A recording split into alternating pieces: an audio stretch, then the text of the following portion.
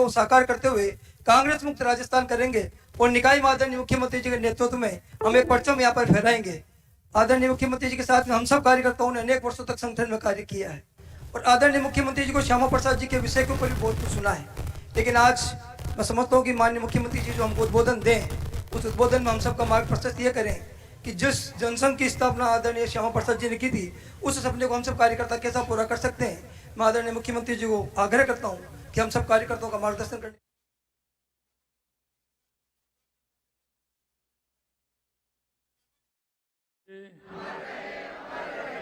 आज के इस डॉक्टर श्यामा प्रसाद मुखर्जी बलिदान दिवस के पुष्पांजलि कार्यक्रम के अवसर पर मंच पर विराजमान हमारी पार्टी के मुखिया प्रदेश के अध्यक्ष सम्मानीय मदन राठौड़ जी, कैबिनेट में हमारी साथी और उप मुख्यमंत्री श्रीमती दिया कुमारी जी, दूसरे हमारे साथी उप मुख्यमंत्री भाई प्रेमचंद बैरवा जी, कैबिनेट मंत्री भाई राज्यवर्धन सिंह जी राठौड़ साहब, प्रदेश के पूर्व अध्यक्ष अशोक परनामी जी, प्रदेश के पूर्व अध्यक्ष अरुण चतुर्वेदी जी, प्रदेश कार्यक्रम प्रभारी एवं प्रदेश उपाध्यक्ष नाहर सिंह जोधा जी, पार्टी के जिला अध्यक्ष भाई अमित गोयल जी, सिविल लाइन के विधायक गोपाल शर्मा जी, हवा महल के विधायक बाल मुकंदाचार्य जी, विधायक बगरू श्री कैलाश वर्मा जी, जयपुर ग्रेटर की महापौर सौम्या गुर्जर जी, कार्यक्रम के संभाग के प्रभारी शैलेंद्र भार्गव जी, जिला संयोजक कार्यक्रम संजय जैन जी, विधानसभा आदर्श नगर के प्रत्याशी रवि नैयर जी, विधानसभा किशन पोल के प्रत्याशी चंद्रमोहन बटवाड़ा जी, पार्टी के हमारे सभी प्रदेश के पदाधिकारीगण, सभी हमारे विभिन्न दायित्वों पर पार्टी का काम कर रहे ऐसे भाई और बहनों, सबसे पहले तो मैं आप सभी को डॉक्टर श्यामा प्रसाद मुखर्जी ने जिस तरह से राष्ट्र के निर्माण में अपना संपूर्ण जीवन लगाते हुए एक देश को दिशा देने का काम किया, निश्चित रूप से मैं उनके चरणों में पुष्पांजलि अर्पित करता हूं और उनसे बताए हुए मार्ग पर चलने के लिए आप सभी से आशा रखता हूं, क्योंकि आज का दिन ये महत्वपूर्ण दिन है। आज का दिन हमारे लिए केवल एक स्मृति नहीं बल्कि प्रेरणा है। प्रेरणा भी वो जिसमें देशभक्ति का जज्बा हो। हम आज ऐसे युग दृष्टा देशभक्ति की संजीव प्रतिमा, राष्ट्रवाद के अग्रदूत और संविधान और सिद्धांतों के सच्चे संरक्षक डॉक्टर श्यामा प्रसाद मुखर्जी को श्रद्धांजलि अर्पित कर रहे हैं। उन्होंने नारा दिया, माननीय अध्यक्ष जी ने बताया कि एक देश में दो विधान दो निशान नहीं चलेंगे, लेकिन आगे और भी उन्होंने जोड़ा, क्योंकि जो उनका नारा था उस नारे में एक स्पष्टता थी, लोगों को समझाने का भाव था। वो था एक देश में दो विधान दो प्रधान दो निशान नहीं चलेंगे। केवल यह राजनीतिक वाक्य नहीं था, यह भारत की आत्मा की पुकार थी, भारत की आत्मा की पुकार। मित्रों, मैं कहना चाहता हूं, क्योंकि आपने देखा कि देश की आजादी के बाद देश के अंदर जिस तरह से जिन सूरवीरों ने, जिन बलिदानियों ने जिस कल्पना के साथ, जिस भाव के साथ देश की आजादी में जो हिस्सा लिया था, उन्होंने सपना जो देखा था, और सपना जब देखा था उन्होंने कहा कि हमारा देश कैसा होना चाहिए, निकल पड़े। देश में जो क्रांति का दौर आया, देश के अंदर राष्ट्र के प्रति जो भाव जागा, क्योंकि हम हजारों सालों की गुलामी से जूझ रहे थे। कभी हूण आए, कभी कुषाण आए, कभी इस्लाम आया, कभी अंग्रेज आए, लेकिन देश के अंदर जो इति थी, वो इति जिस तरह की थी, जिनके मन में भाव था कि आखिर ऐसा कब तक चलेगा, उन राष्ट्रवादी लोगों ने कहां उन बलिदानियों का मैं नाम लूं, उन्होंने अपने आप को समर्पित कर दिया। एक माता से पूछा कि मां, तेरे 3 बेटे हैं, तीनों बेटे इस मां भारती के लिए चले गए, आप इसमें क्या कहोगी? उस मां ने कहा कि मेरा चौथा बेटा भी होता तो मैं मां की बलवेदी पर चढ़ाने को तैयार हो जाता। इस तरह का जो जज्बा उनके अंदर था, मित्रों, मैं कहना चाहता हूं कि यह जज्बा के माध्यम से डॉक्टर श्यामा प्रसाद मुखर्जी जैसा बताया एक होनहार, उन्होंने देखा 1943 में बंगाल के अंदर जब अकाल पड़ा था, उस अकाल को लोगों की त्राही मच रही थी। उन्होंने उस अकाल में गांव-गांव जाकर के, शहर-शहर जाकर के उन लोगों के उदर पूर्ति का काम किया और सबका सहयोग करा करके लगातार 4 साल तक अकाल पड़ा, उसका निदान भी उन्होंने आजादी से पहले उसका किया था। मित्रों, मैं कहना चाहता हूं, देश की आजादी के बाद जब सरकार बनी, उस सरकार में वो उद्योग मंत्री के रूप में उनको बनाया गया था। अंतरिम सरकार थी, पहली सरकार थी। लेकिन जब उनको लगा, क्योंकि वो कुलपति भी थे, उनके विचार हर जो बड़े उस समय के पेपर थे उनमें लिखे जाते थे, लोग उनको परसू करते थे और परसू के बाद लोगों के जन जागरण की भावना जागृत होती थी कि आखिर आजादी के मायने क्या हैं। उन आजादी के मायनों को आगे बढ़ाने का काम डॉक्टर श्यामा प्रसाद मुखर्जी जी ने किया। लेकिन जब उनको लगा कि जिन मूल्यों को लेकर के आजादी की लड़ाई लड़ी गई थी और जिन मूल्यों को लेकर के हमको आजादी मिली है, यह दिशा इसकी बदल रही है। तुष्टीकरण के आधार पर, देश के 2 टुकड़ों के आधार पर उन्होंने कहा कि यह दृष्टि ठीक नहीं है। माननीय अध्यक्ष जी ने विस्तार से बताया कि कश्मीर के बारे में क्या हुआ। सिर्फ सरदार वल्लभ भाई पटेल ने देश को एक समागम में बांधा, अखंड देश करने का काम किया। अखंड भारत का निर्माण करने में उनका महत्वपूर्ण योगदान रहा। नेहरू जी को सिर्फ एक रियासत मिली थी और उसकी दुर्गति आज तक हमने झेली है। मित्रों, कहना चाहता हूं, इस भाव को देख करके उन्होंने कहा कि आवश्यकता है एक राजनीतिक दल की, राजनीतिक दल की आवश्यकता है। उन्होंने 10, 12, 15 लोग थे तो सिर्फ राष्ट्र के बारे में अपना चिंतन था, राष्ट्र आगे मेरा कैसे बढ़े इसका चिंतन था, आजादी का महत्व कैसे आगे आए, कैसे बढ़े उसका चिंतन था। ऐसे 8, 10, 15 ऐसे राष्ट्रवादी लोगों ने 21 अक्टूबर 1951 को जनसंघ की स्थापना की थी और एक विचार को लेकर के की थी कि हमारा विचार कैसा होना चाहिए। पूरब में बंगाल हो या पश्चिम, पंजाब, मध्य, हैदराबाद या उत्तर कश्मीर, भारत को खंड खंड बांटने का षड्यंत्र चल रहे थे। उस समय डॉक्टर श्यामा प्रसाद मुखर्जी ने अपना योगदान दिया। भारतवासियों की आत्माभिमान खंडित हो रहा था, एक खास वर्ग महिमा मंडित किया जा रहा था और भारत की बात करने वाला दंडित किया जा रहा था। जो उस तरह की बात करता था उसको दंडित किया जाता था, सिर्फ एक वर्ग की सुनी जा रही थी। उस समय उनको लगा कि अब इसका कोई तोड़ नहीं है, इसलिए उन्होंने एक राष्ट्रीय, ऐसे लोगों ने मिलकर के 21 अक्टूबर 1951 को जनसंघ की स्थापना की। मित्रों, मैं आपसे कहना चाहता हूं, तो स्थापना हुई, आज आपका परिवर्तित रूप आप देख रहे हैं। जो 10-15 लोगों की जो पार्टी थी, जो राष्ट्र को लेकर के उन्होंने गठन किया, आज खुशी है। कल माननीय अध्यक्ष जी, जो 14 लोगों की थी, आज वो 14 करोड़ की पार्टी बन गई है। यह सच्ची श्रद्धांजलि माननीय डॉक्टर श्यामा प्रसाद मुखर्जी को होगी कि आज उनका लगाया हुआ पौधा बट वृक्ष हो रहा है। और मैं आपसे एक बात और कहूंगा मित्रों, लेकिन वो नीम की ईंट जिन्होंने काम किया, कभी मन में यह विचार नहीं था।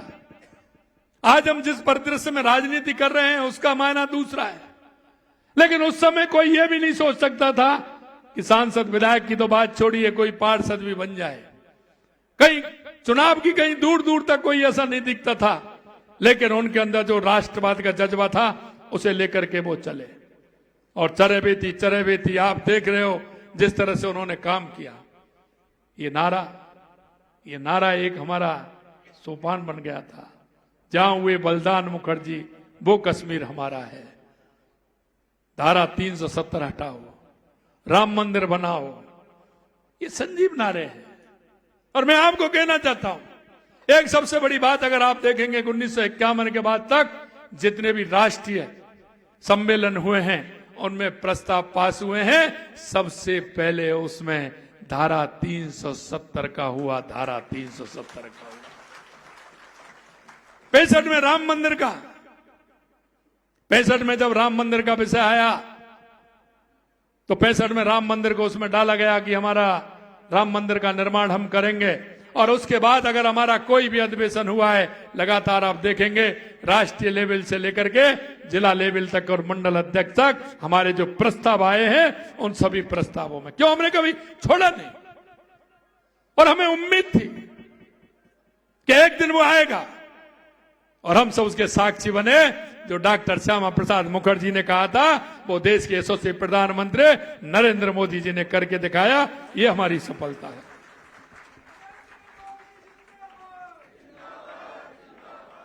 आम भारतीयों को कश्मीर के अंदर परमिट से मिलता था प्रवेश, परमिट से प्रवेश मिलता था। 2 झंडे होते थे, 2 संविधान होते, 2 प्रधान होते थे। ऐसे कठिन समय में श्यामा प्रसाद मुखर्जी ने कठोर संघर्ष किया, कठोर संघर्ष किया उन्होंने। यही मैं आपसे कहना चाहता हूं, वो तो बंगाल के रहने वाले थे। कहां बंगाल, कहां कश्मीर, कभी हमने विचार किया है? लेकिन जिसके अंदर राष्ट्र के प्रति भाव जागृत होगा, जिन्होंने सोचा कि अगर मेरा देश अगर इस तरह से कश्मीर चला गया तो क्या होगा, उन्होंने पूरा जोर कश्मीर पर दे करते हुए उन्होंने कहा कि मैं नहीं कश्मीर जाऊंगा, बिना परमिट के जाऊंगा। कार्यकर्ताओं से कहा कि आप चिंता मत करिए, ये धारा 370 हटेगी, हटेगी, हटेगी। ये उनका वचन था और माननीय प्रधानमंत्री जी ने उसको पूरा किया। हमेशा कांग्रेस ने भेदभावपूर्ण की राजनीति की है और मैं इसलिए आपसे कहना चाहता हूं मेरे भाइयों कि जनसंख्या की स्थापना राष्ट्र का प्रथम वैचारिक राजनीतिक विकल्प दिया, विकल्प ही नहीं दिया उन्होंने। जिस तरह से ना राष्ट्रताम परम देवम, ना मातृ परम तपम, राष्ट्र से बढ़कर कोई देवता नहीं है और मातृभूमि की सेवा से बड़ा कोई तप नहीं है। यह डॉक्टर श्यामा प्रसाद मुखर्जी ने कहा। सर्वे भवन्तु सुखना सर्वे संतु निरामया, सभी सुखी हों, सभी रोग मुक्त हों, यही राष्ट्र की सच्ची सेवा है। इसके अलावा उन्होंने कहा संगच्छदम संबद्धम सैवो मनासी जानताम, यानी कि हम साथ चलें, साथ बोले और एकजुट होकर सोचें कि यही राष्ट्र निर्माण का मूल है। हमारी इति सांस्कृतिक राष्ट्रवाद, हमारी जो संत हैं, महंत हैं, हमारे ऋषि हैं, मुनि हैं, उनका तप हमारे राष्ट्र के अंदर जो समाया हुआ है उसको हम आगे कैसे बढ़ाते चलें। डॉक्टर श्यामा प्रसाद मुखर्जी थे कि राष्ट्र का विकास तभी संभव है जब हर नागरिक को शिक्षा मिले, स्वास्थ्य, आवास और रोजगार और सम्मान मिले। उनकी सोच थी कि हर व्यक्ति को राष्ट्र की प्रगति में भागीदारी बनाना ही राष्ट्रवाद है। आज जब हम राजस्थान में हर गरीब को पक्का मकान, हर गांव को सड़क, हर खेत को पानी और युवाओं को नौकरी देने का संकल्प लेते हैं, तब श्यामा प्रसाद जी की वे दृष्टि को ही धरातल पर उतारने का काम कर रहे हैं। और आपने देखा है देश के यशस्वी प्रधानमंत्री नरेंद्र मोदी जी ने 2014 के बाद देश में जिस तरह से परिवर्तन आया है, यह परिवर्तन ऐसे नहीं आया। यह परिवर्तन डॉक्टर श्यामा प्रसाद मुखर्जी और पंडित दीनदयाल उपाध्याय जी की जो नीति थी उन्हें लेकर के मोदी जी आज चल रहे हैं। गरीब कल्याण की कल्पना हो, चाहे हमारे राष्ट्र का विकास हो, या दुनिया में बढ़ता हुआ भारत का सम्मान हो, या आतंकवाद नक्सलवाद का खात्मा हो, इन सभी को लेकर के हमारे प्रधानमंत्री जी चल रहे हैं। उनका जीवन इस बात का उदाहरण है कि सिद्धांतों से समझौते किए बिना भी एक नेता प्रभावशाली और सफल लोकप्रिय हो सकता है, अगर उन्होंने अपने जीवन में कभी समझौता नहीं किया। इसलिए वो कह सकते हैं कि वो सबसे लोकप्रिय भी हुए। मित्रों, आज हम सब सरकार के 11 वर्षों की क्रांतिकारी यात्रा का जश्न मना रहे हैं। 11 साल का पूरा हम देख रहे हैं, तो ये भी याद करना परम आवश्यक हो जाता है कि माननीय प्रधानमंत्री जी ने देश को नीति पक्षाघात से नीति नेतृत्व की ओर ला खड़ा किया है। उनके नेतृत्व में भारत दुनिया की चौथी अर्थव्यवस्था भी बन रहा है। अब अगर हम छोटी छोटी बात करें तो आपने देखा उज्ज्वला से लेकर आयुष्मान से लेकर के पीएम आवास से लेकर करोड़ों लोगों को सीधे लाभ मिल रहा है। आत्मनिर्भर भारत और डिजिटल इंडिया, स्टार्टअप इंडिया जैसे अभियानों ने युवाओं को नई पहचान भी दी है। यही नहीं, मैं आपसे इतना कहूंगा कि डॉक्टर श्यामा प्रसाद मुखर्जी जी का जो सपना था उस सपने को हमें पूरा करना है। उनका सपना पूरा था कि दुनिया में भारत सर्वशक्तिशाली हो, विकसित भारत हो, उत्कृष्ट भारत हो। आज हम देख सकते हैं, आज हम कह सकते हैं कि देश के यशस्वी प्रधानमंत्री नरेंद्र मोदी जी के नेतृत्व में दुनिया भारत की तरफ देख रही है। और मित्रों, मैं यही कहना चाहता हूं, आज हमें उनके बलिदान दिवस से प्रेरणा लेनी चाहिए कि हम डॉक्टर श्यामा प्रसाद मुखर्जी जी के वो जो उनका व्यक्तित्व था, जो उन्होंने जिस तरह से बंगाल से चल करके, यही नहीं, आजादी से पहले जो उन्होंने काम किया वो भी उनको इंगित करता है। आजादी के बाद उन्होंने उद्योग मंत्री से इस्तीफा देकर के राष्ट्र के प्रति क्या हमें करना चाहिए, क्या हमारी सोच होनी चाहिए। बुजुर्ग हमारे जो बलिदानी थे, उनके जीवन में जो देश को लेकर के जो भाव था, उस भाव को बढ़ाने का हम कैसे काम कर सकते हैं। इसलिए मैं आप सभी से कहना चाहता हूं, और हमेशा मैं कहता हूं कि भारतीय जनता पार्टी का कार्यकर्ता अगर वो काम करता है, अगर भाजपा का काम करता है, वो राष्ट्र का काम करता है, राष्ट्र का काम करता है। हम राष्ट्र को पहले मानने वाले लोग हैं। हम एक विचार को लेकर के चलते हैं, हम एक नीति के आधार पर चलते हैं। जिन लोगों के पास कोई नीति नहीं थी, कोई विचार नहीं था, उनकी स्थिति आपने देख ली है। उनकी स्थिति आपने देख ली है कि वो किस तरह से काम करते हैं। जो पार्टी पंचायत से लेकर के पार्लियामेंट तक थी, अगर वो हारी तो एक विचार से हारी, राष्ट्रवाद से हारी, क्योंकि राष्ट्र के लेकर के हम समर्पित होकर के चलने वाले लोग हैं। और हमने हर जगह, चाहे समाज क्षेत्र का काम हो या हमारा राष्ट्र का काम हो या हमारे सामाजिक कल्याण के कार्य हो, मैं आपसे कहना चाहता हूं, कभी किसी ने सोचा था कि स्वच्छता को लेकर के इतना बड़ा अभियान देश के प्रधानमंत्री जी चलाएंगे? कभी किसी ने सोचा था कि जो समाज के अंदर एक जिस तरह का लिंग परिवर्तन को लेकर के बात आ रही थी, लिंग अनुपात हमारा कम हो रहा था, बेटी बचाओ बेटी पढ़ाओ का नारा देकर के देश के यशस्वी प्रधानमंत्री नरेंद्र मोदी जी ने समाज में व्याप्त कुरीतियों को खत्म करने का काम किया। यही नहीं, हमारे पर्यावरण की दृष्टि से एक पेड़ मां का नाम लेकर के देश के यशस्वी प्रधानमंत्री नरेंद्र मोदी जी ने एक राष्ट्र में बांधने का काम किया। किस तरह से हमारा पर्यावरण सुरक्षित रह सकता है, माता बहनों को सम्मान देने का काम किया। यही नहीं, ऐसी बहुत सारी योजनाएं जिनको हम लेकर के आए। मैं इतना ही आप सभी से कहना चाहता हूं कि राष्ट्र प्रथम की अवधारणा हमारे अंदर है। हम राष्ट्र प्रथम को लेकर के अगर हम चलेंगे तो निश्चित रूप से आने वाले समय में जिस तरह की कुरीतियां हैं उनको भी समाप्त करेंगे, और आगे बढ़ते हुए हम उनको भी जवाब देंगे जिन्होंने सिर्फ गरीबी का नारा देकर के गरीब को लूटने का काम किया। हम अगर गरीबी की बात करते हैं तो गरीब कल्याण की योजनाएं कितनी है। और अभी आप देख रहे हैं कई यहां के क्या कहते हैं, ट्विटर नहीं, ट्विटर क्या बोलते हैं उसको, नहीं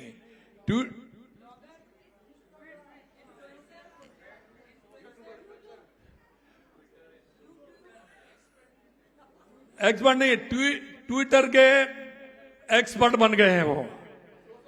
सोशल मीडिया में वो क्या है, ट्विटर पर आप देखेंगे, मैं उनसे कहना चाहता हूं, वे ट्वीट करते हैं और कुछ नहीं करते, ट्वीट करते हैं ट्विटर पर। लेकिन मैंने उनसे एक दिन कहा कि जिस दिन आप ट्वीट कर रहे हैं उस दिन पीछे के पेपर निकाल लीजिए, उसी दिन का पेपर निकाल दिए जिस दिन आपने ट्वीट किया है।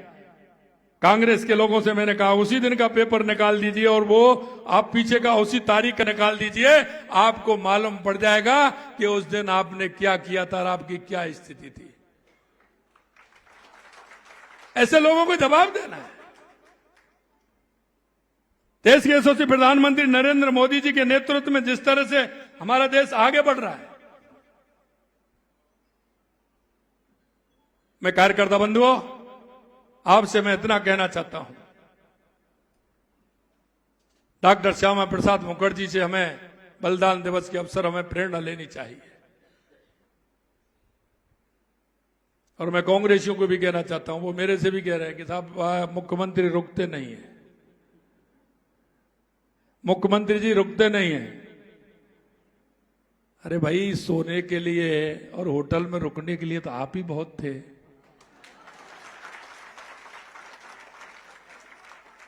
उसके लिए तो आप ही बहुत थे। राजस्थान की जनता का दर्द समझिए, राजस्थान के उस युवा का दर्द समझिए, राजस्थान की उस प्यासी धरती का दर्द समझिए। राजस्थान देश का सबसे बड़ा प्रदेश है। मैं कहना चाहता हूं उनसे कि राजस्थान में आज भी बहुत बड़ी आवश्यकता है। राजस्थान के उस युवा के लिए, राजस्थान की बहनों के लिए, राजस्थान के किसान के लिए, राजस्थान के मजदूर के लिए आज काम करने की आवश्यकता है, घर में बैठने की आवश्यकता नहीं है। और इसीलिए मैं कहना चाहता हूं कि वो कह रहे हैं कि बिजली नहीं आ रही, मेरे को जरा बता दो कहां नहीं आ रही है। आपका रिकॉर्ड भी उठा करके देख लीजिए, हमारा भी देख लीजिए। आपने 5 साल में कितनी बिजली उत्पादन की थी और हमने 1.5 साल के अंदर कितनी बिजली उत्पादन की है, कितने कनेक्शन दिए, उस समय से कितनी आवश्यकता है। जरा एक बार आंकड़े तो मंगा लीजिए करिएगा। आप ट्वीट करते हैं, जनता को क्या बताना चाहते हैं? मैं आपसे स्पष्ट कहना चाहता हूं कि जनता को बरगलाने का काम नहीं करें। आपसे मैं कहना चाहता हूं, खुले मंच पर आ जाइए। 5 साल का हिसाब और 1.5 साल का हिसाब अगर 5 साल से ऊपर नहीं जाए तो आप बता देना।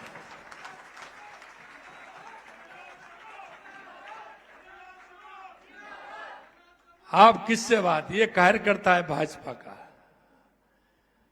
ये प्रदेश और देश के लिए जीता है, जनता के लिए जीता है। ये समर्पित कार्यकर्ताओं की फौज है, इसके आगे किसी और की कोई वो नहीं होती। मैं देखता हूं, अभी एक अभियान लिया था हमने, वंदे गंगा जल संरक्षण अभियान। वो अभियान लिया था, उस अभियान के लिए मैं राजस्थान की जनता को और समस्त कार्यकर्ताओं को बहुत बहुत बधाई देता हूं, बहुत बहुत धन्यवाद देता हूं कि जिन्होंने जहां तालाब, पोखर, एनीकट, नदी, बांध, जहां भी उसको आवश्यकता लगी, उसने जाकर के श्रमदान भी किया और उस काम को संभालने का काम किया। और आपके माध्यम से मैं उन प्रवासी राजस्थानी भाइयों को भी धन्यवाद देना चाहता हूं।